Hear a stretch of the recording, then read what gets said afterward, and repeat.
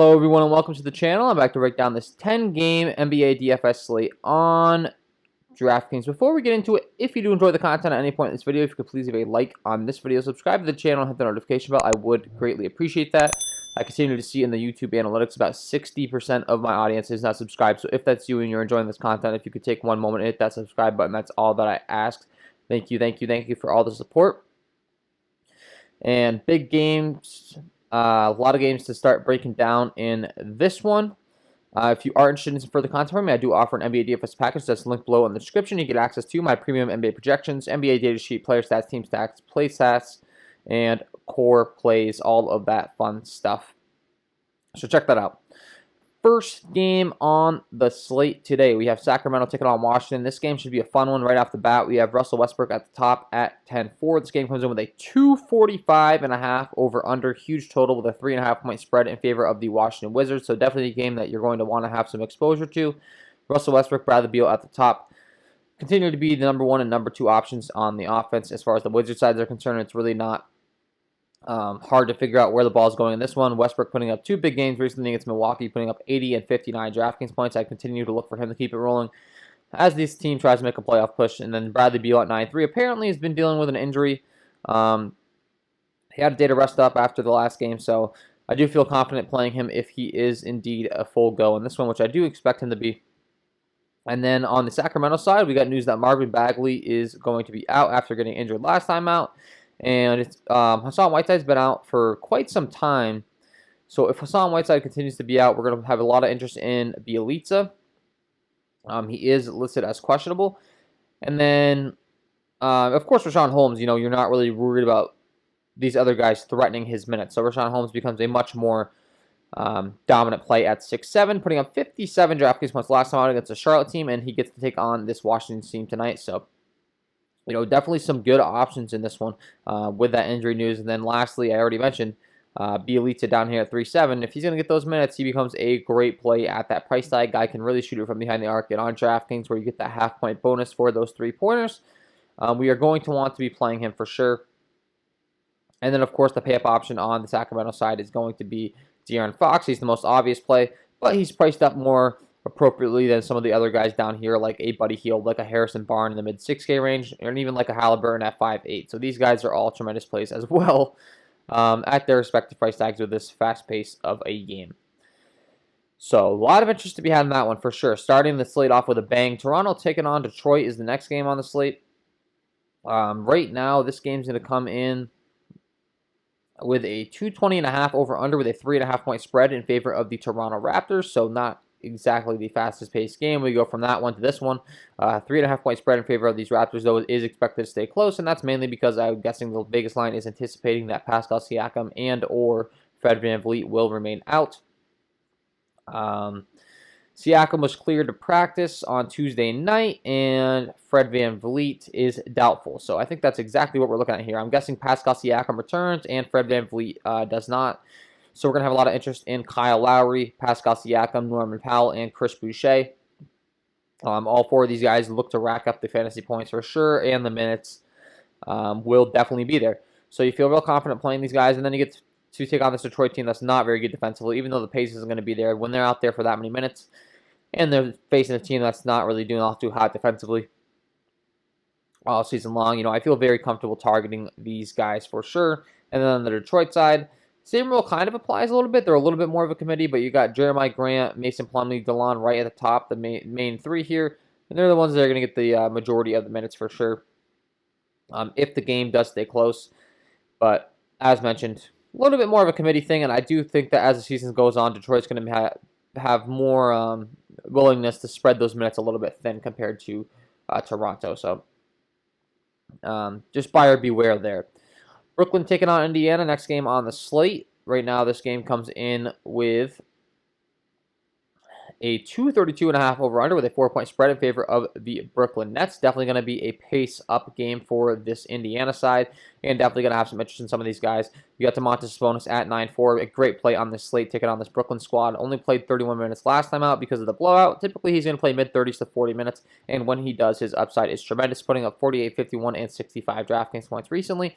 in an up-tempo game against Brooklyn, I definitely do like him. Malcolm Brogdon, Karis LeVert, same rule is going to apply to these guys. Both of these guys should be continuing to see a bunch of usage, and they do get a pace-up spot here.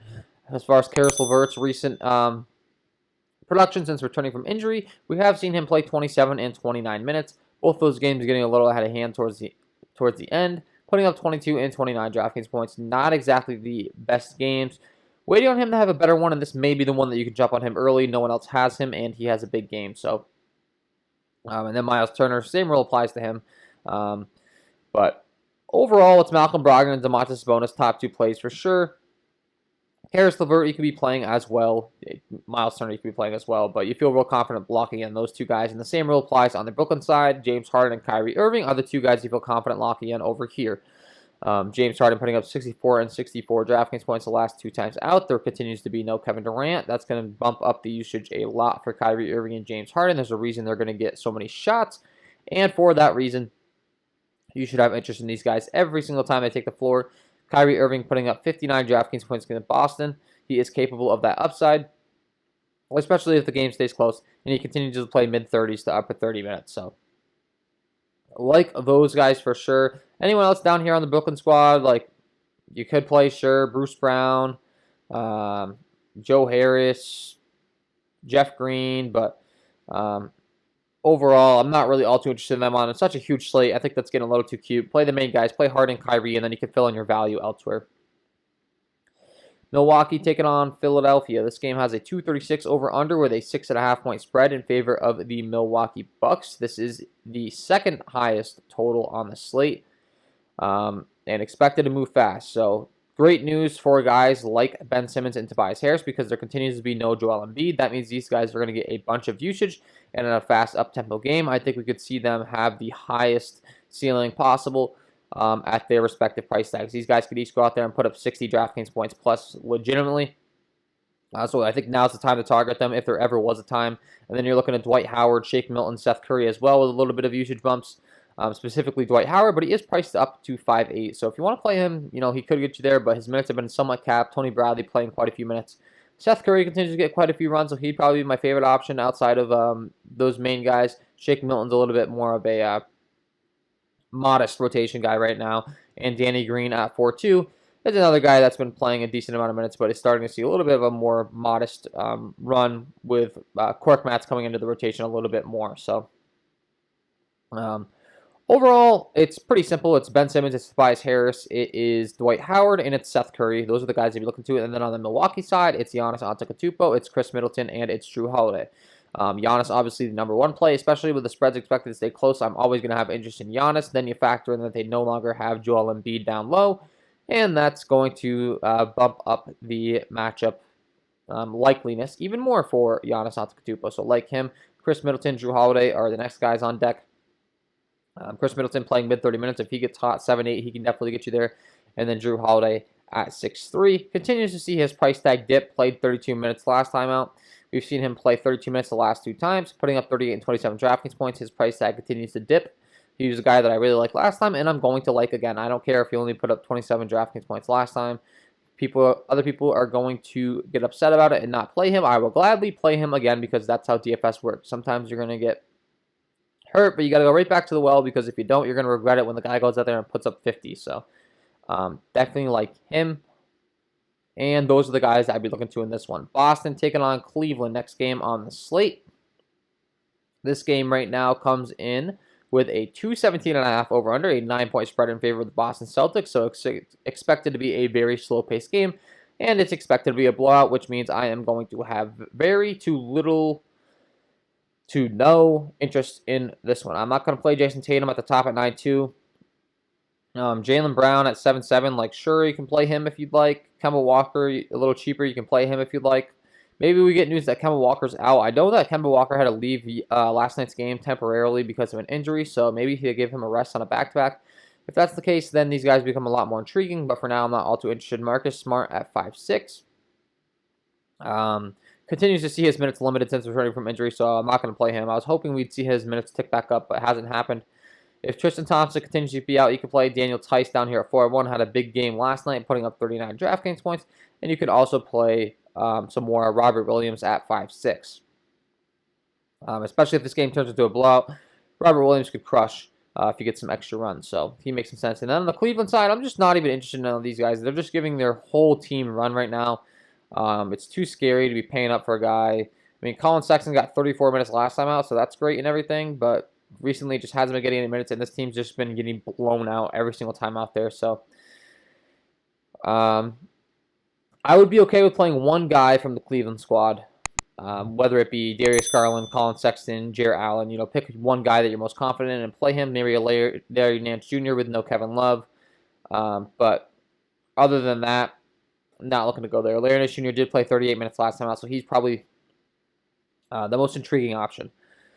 Golden State taking on Houston. This game right now comes in with a 227 over-under with an 11-point spread in favor of the Golden State Warriors. Speaking of a team that's been getting killed lately, the Houston Rockets, they have no one healthy. Victor Oladipo is expected to be out in this one. John Wall is expected to be out. That's their two top players. Christian Wood continues to be questionable, and I'm guessing that he will be ruled out as well, so keep an eye on that one. But, yeah. Team is scary short-handed. You're going to definitely have some interest in Kevin Porter Jr. You're going to like Jayshawn Tate at 5'4". You're going to like KJ Martin. You're going to like Justin Patton. You're going to like Sterling Brown. Maybe even an Anthony Lamb or a Mason Jones in this one. Down here at 3-1. I will say that Mason Jones is a pretty good DK point per minute producer on the season. So if he gets some more runs, he's a guy that I do think could be a sneaky play. But definitely lock in on playing Kevin Porter Jr. Jayshawn Tate's a little bit more sketchy. Kevin Martin Jr. I do think is great play at 5'2". So these guys, it is a huge slate, so maybe you can get away with fading some of these guys. But the one guy I don't think you can fade is Kevin Porter Jr. You got to play Kevin Porter Jr. The guy's been producing at a great rate, and he's going to get a ton of minutes, and he's going to be the only guy that's going to be chucking out there. The main guy. He shot 21 times last night out, and then you had Victor Oladipo in. So when you take Victor Oladipo out, this guy can probably shoot 30-plus times. So like him. On the Golden State side, I'm not worried about this Houston defense either. So you can play Steph Curry up here at 9-8. The only concern is the blowout, as mentioned. And then you can play Draymond Green, Kelly Oubre, Andrew Wiggins. I do like Draymond Green quite a bit at 6'6", but since James Wiseman came back, he has affected Draymond Green's triple-double upside slightly. Kelly Oubre at 6'2" continues to be a little bit underwhelming as well. So similar to the Cleveland Cavaliers squad that I said, maybe only play one of those guys. But, I mean, if you're playing one guy, it probably would be Steph Curry for sure, because if the game stays close, he's going to be the one that goes off most likely. So San Antonio taking on Chicago. This game right now comes in with a 227.5 over-under with a 1.5-point spread in favor of the Chicago Bulls. Fairly decent pace game.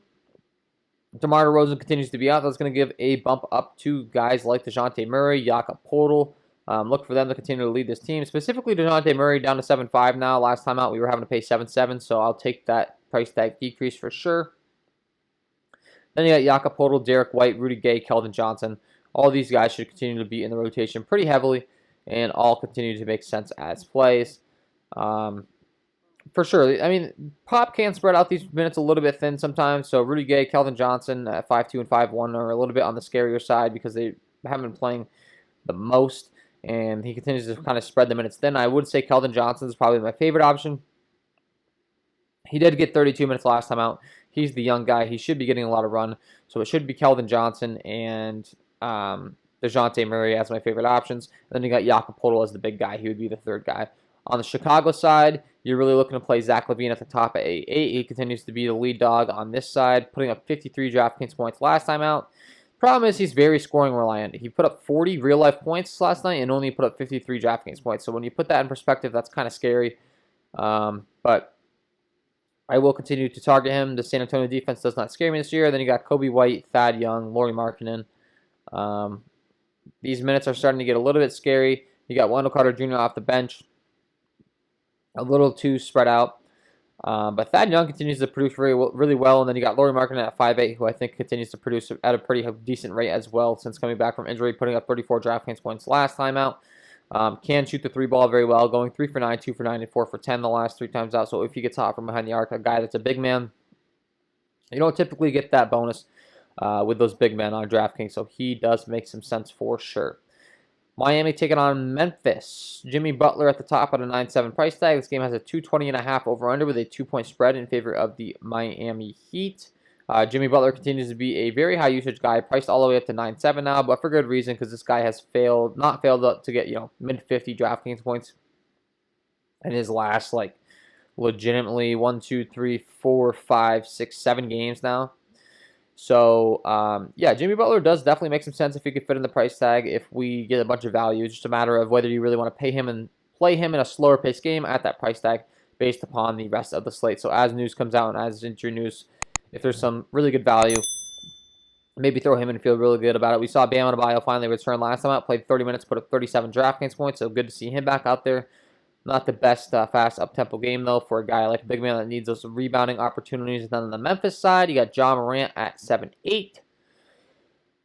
You got Jonas Valanciunas at 7.6. And then other than that, not really looking to go to anyone. And not to mention, Miami's not the best matchup. So, not all too sure I'm looking to play any of these guys. But yeah, 2 games left on the slate. Charlotte taking on Denver at 9 o'clock. Nikola Jokic comes in at 10.8. This game comes in right now with a 231 over-under with a 6.5-point spread in favor of the Denver Nuggets. So, definitely going to be an up-tempo game and definitely going to be a close one. So, we're definitely going to have some interest in some guys. Nikola Jokic specifically at 10.8 as a pay-up option. This guy's fantasy point per minute production has been ridiculous this year, putting up 1.66 DK points per minute. So definitely feel confident playing Nikola Jokic in an environment that's going to be up-tempo and a defense that does not scare me whatsoever. Like him, LaMelo Ball at 8.5 continues to be a good producer as well. So don't have an issue with him. The only problem is on the Charlotte side, the rotation's starting to get a little too spread thin. Excuse me. Similar to some of these other shots we've been talking about. Rotation's starting to get a little too spread thin. On the wing, I feel confident in Gordon Hayward. He's going to get those minutes no matter what, putting up 49 DraftKings points last time out. I do like him. And then Terry Rozier I like as well, but we have the guys like Malik Monk and Devontae Graham that are cutting into the minutes a little bit, is what I'm saying here when I say it's getting unpredictable. This is exactly what I'm referring to. You got Malik Monk. He's getting like 15 minutes a game. You got Devontae Graham at 4.5. He's getting like 20 minutes a game. And then you got Miles Bridges at 4.5. He's getting around like 20 minutes a game as well. So it's a matter of if one of those guys gets hot and they're looking good, I think that the coaching staff will keep them in, and then someone else in the starting rotation could suffer from that, like a PJ Washington maybe at 6.5. But PJ Washington also has a ton of upside. So who you're playing on this team is definitely going to rely on how you're predicting that to weigh out. I would say my favorite play overall will be Gordon Hayward at 7.4 due to the fact that he's a wing. He's not a guard, and there are a lot of guards off the bench. So I feel really confident in him. And then on the Denver side, it's Michael Porter Jr. at 6.7 outside of Nikola Jokic and Jamal Murray. Jamal Murray priced all the way down to 7.6 now. We were paying mid-8K range for him, so I'd feel real good jumping on that price tag while you can. And then you got Will Barton down here at 5.4. And Monte Morris has been ruled out in this one, so I do think that's going to give a bump up to him. Will Barton at 5.4 has been playing very well recently, and they continue to not price him up. 35, 34, and 43 DraftKings points, so feel real good playing him.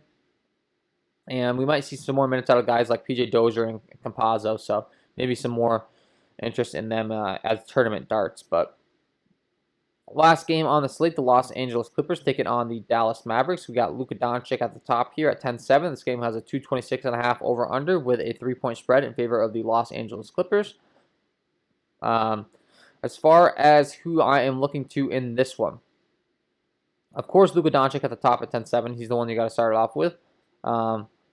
Expect him to get lots of run in this one, and they're going to need his services to stay in the game, and he's going to get a lot of usage. So if you're paying up at the point guard position, I won't talk you off him. And then on the Los Angeles Clippers side, I'm going to love Kawhi Leonard and Paul George because they should actually be involved in this game, both minutes and usage-wise.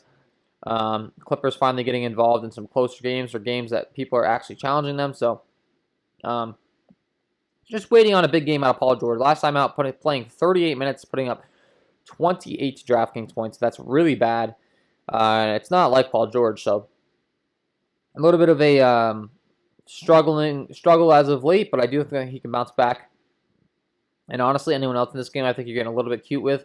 You can't play Kristaps Porzingis at 8-1, but overall, I'm not too sure that I'm trying to go to him on this slate. So with that being said, that is all for me on this breakdown. Before I let you guys go, I got to give you my lock of the night. Let's get into it.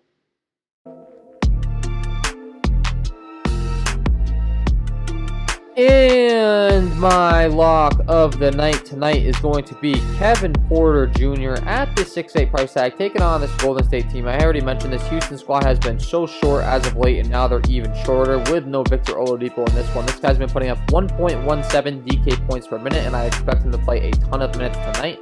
You factor in that Golden State is not strong defensively against the point guard position, and with how much on-ball handling duty this guy is going to have, I just can't avoid playing him tonight.